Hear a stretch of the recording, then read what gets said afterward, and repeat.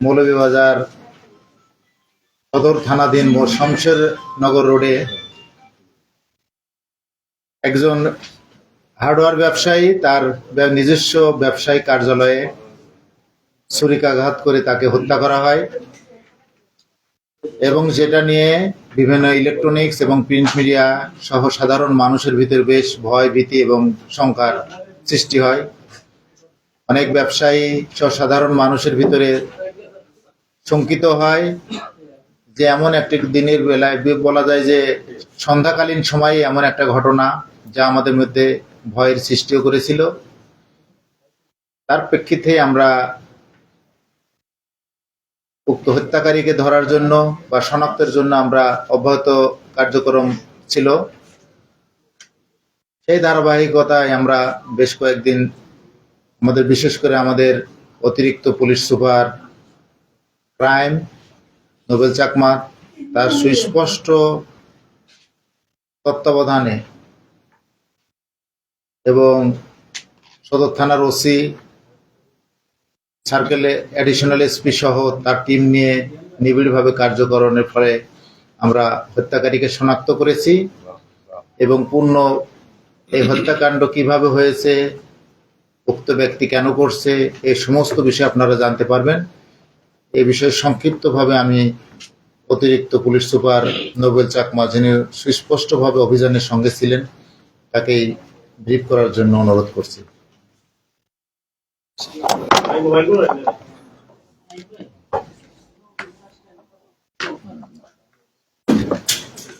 ধন্যবাদ স্যার।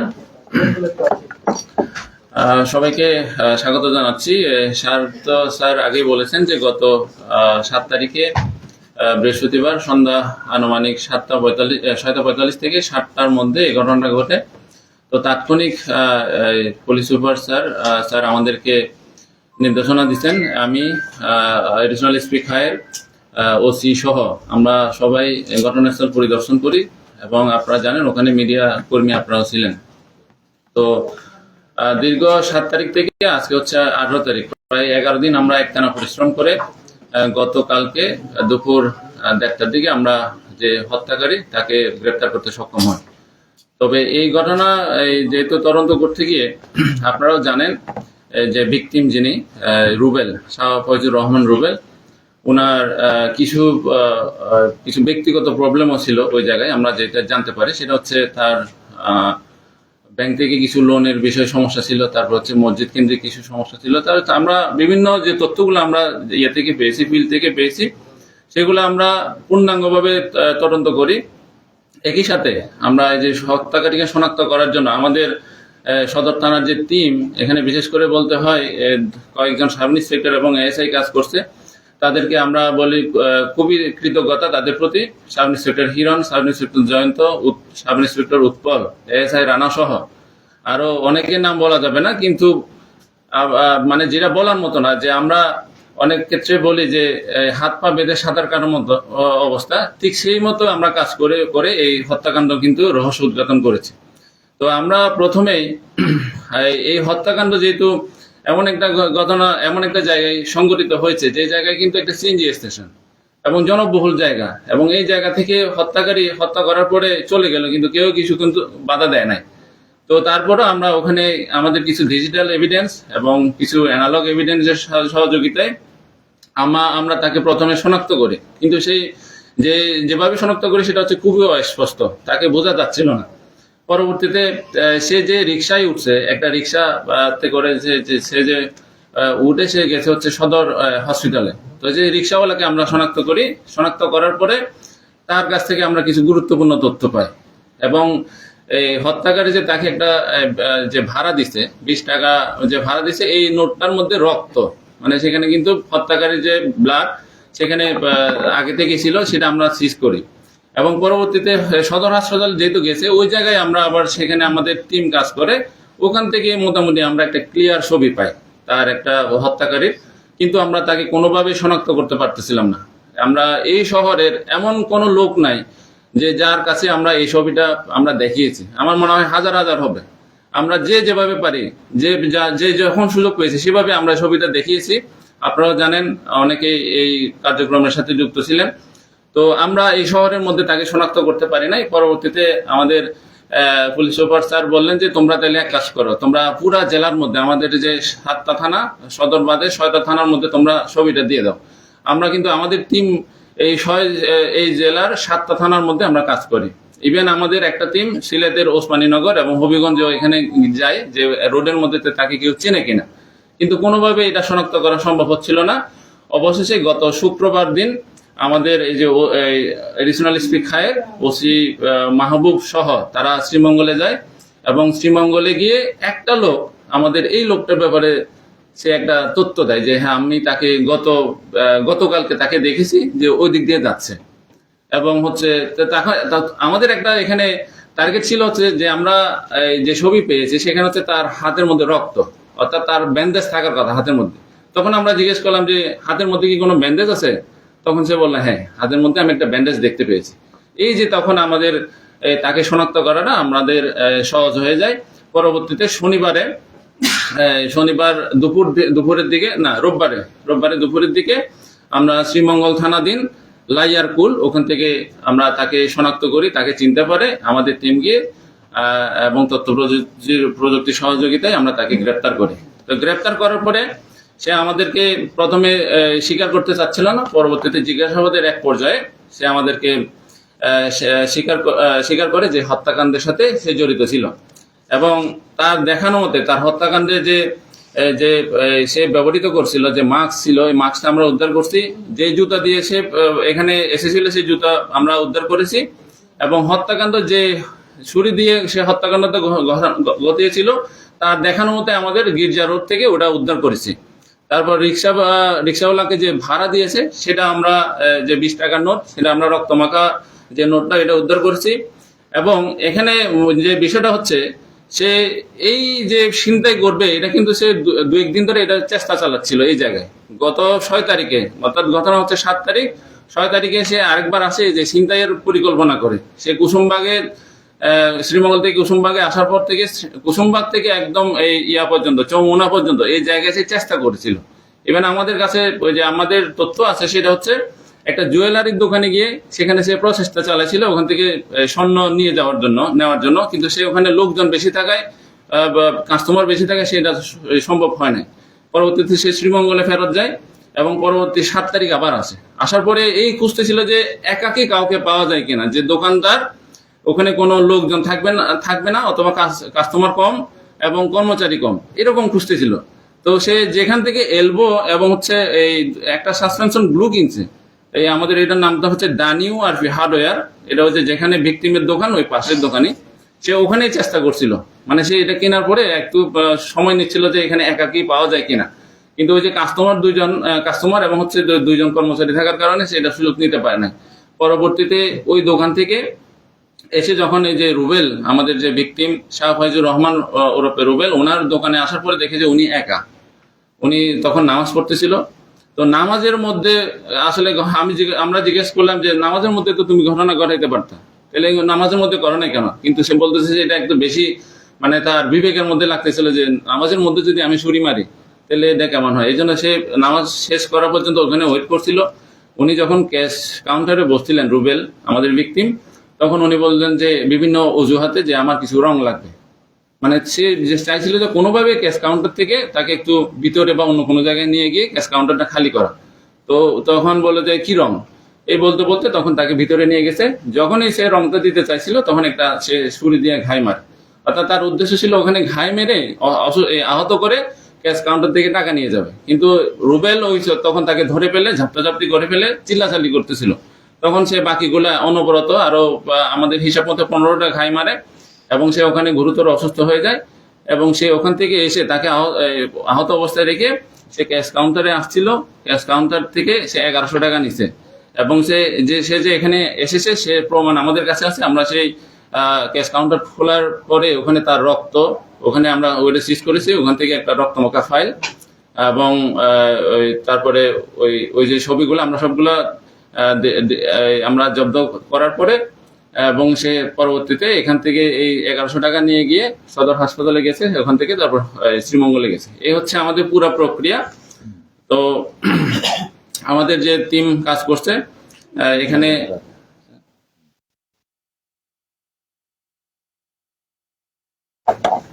আপনারা ইতিমধ্যেই ঘটনার বিবরণ শুনলেন।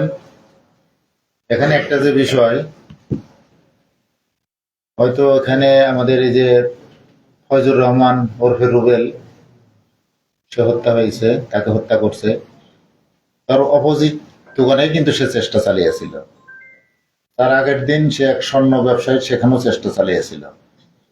সে কেন এটা করলো, তার চেহারা দেখলে বুঝবেন চেহারার ভিতরে কোনো পাপের চিহ্ন নেই।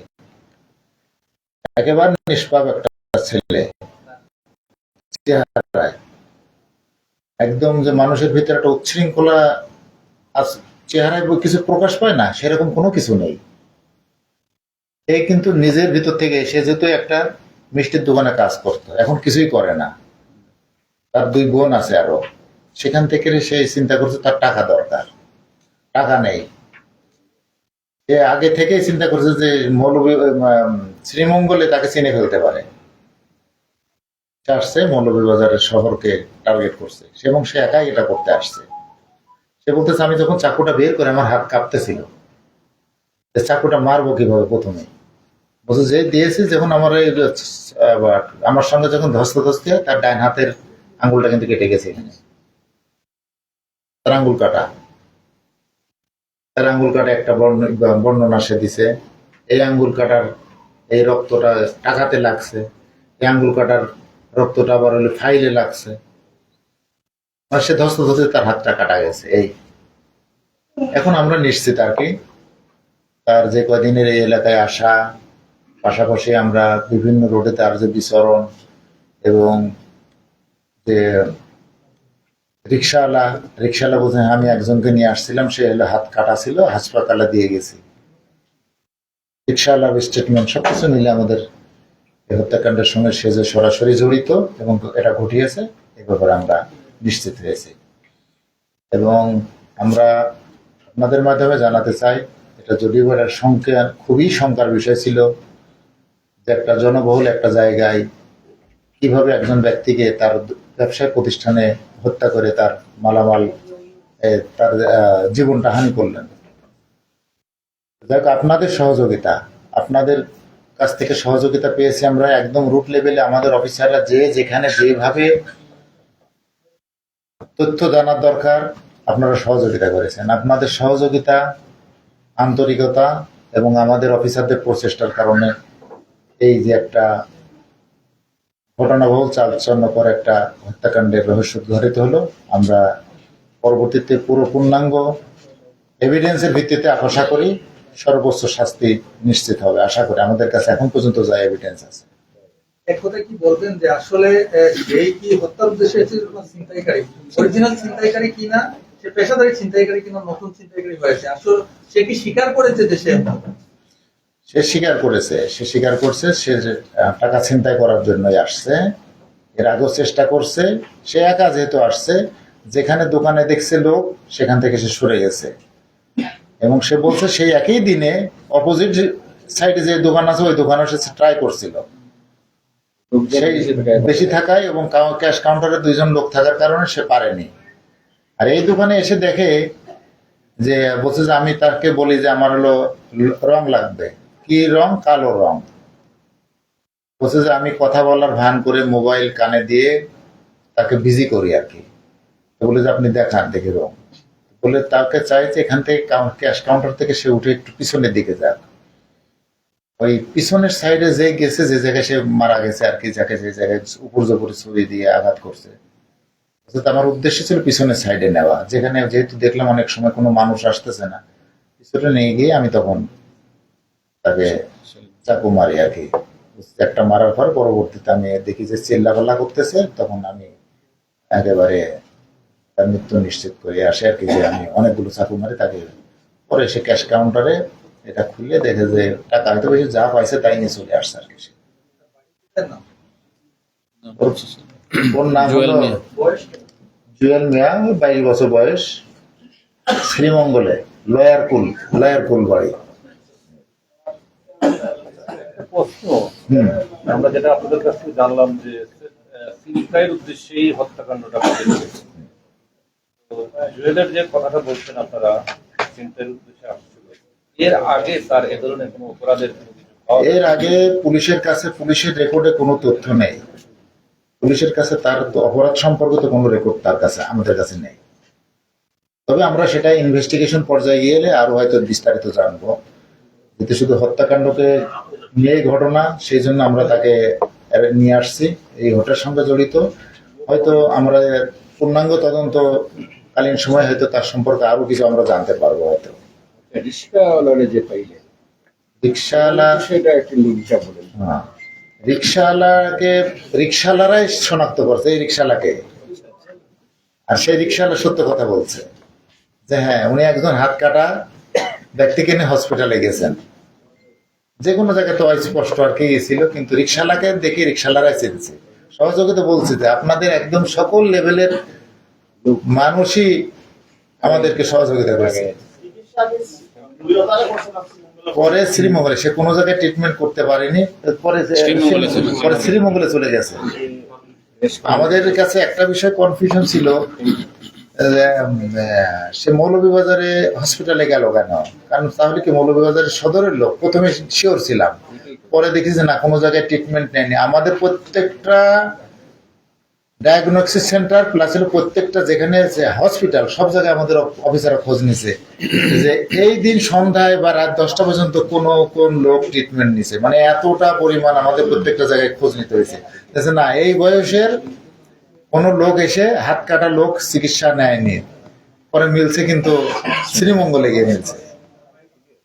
ঠিক আছে, অসংখ্য ধন্যবাদ। এখন আর যদি কারো প্রশ্ন না থাকে তাহলে আসামিকে আমরা জুয়েল কি অ্যাকচুয়ালি সে শ্রীমঙ্গলের বাসিন্দা? আমরা এর আগে দেখেছি যে আইনজীবী হত্যা টার্গেট কিলিং যেটা হয়েছিল, ওরা তো সব বাইরের ছিল।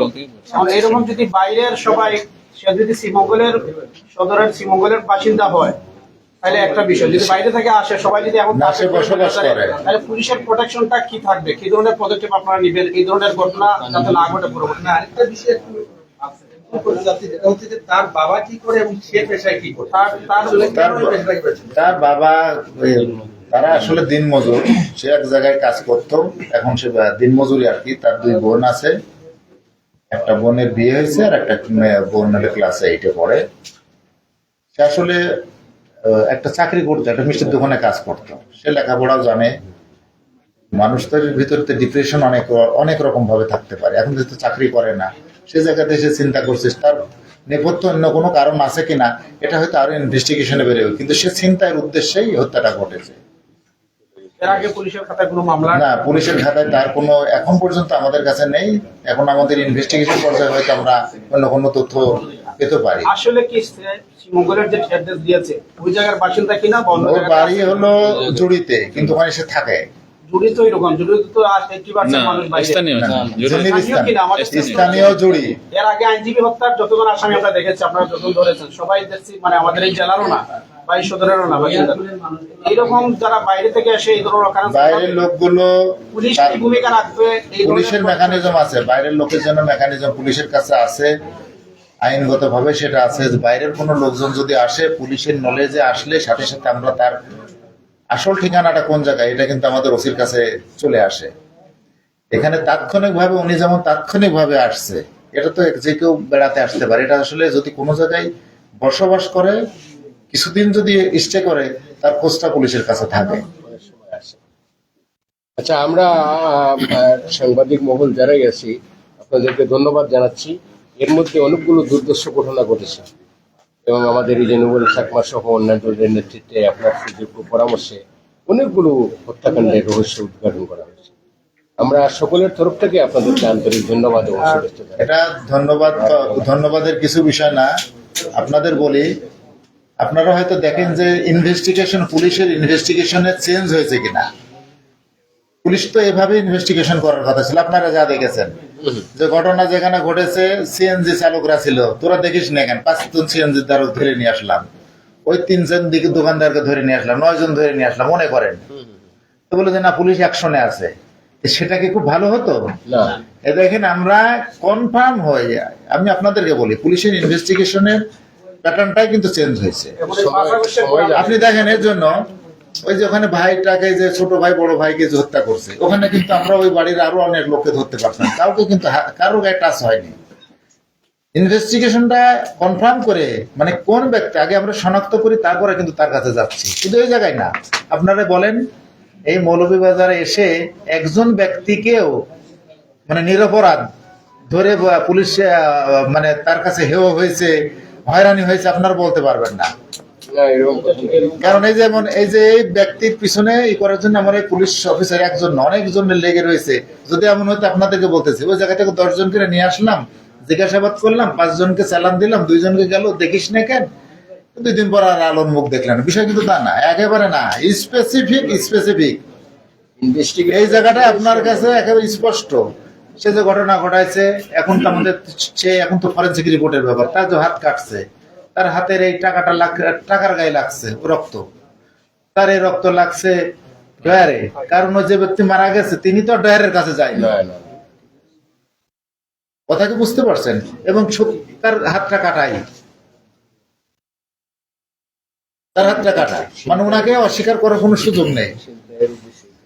তো যাই হোক, আপনাদের দুরু ভাই,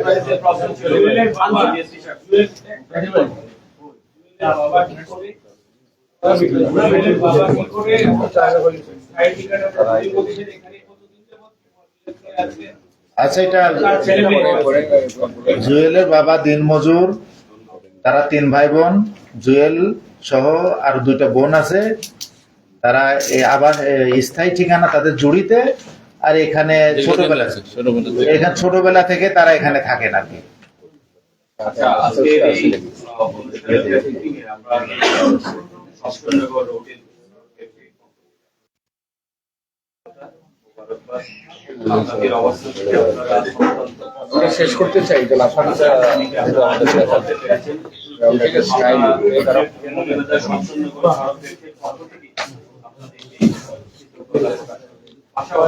আর আপনাদের মাধ্যমে আমি একটা অনুরোধ করব, আমরা এই হত্যাকাণ্ডের পরের দিন আমরা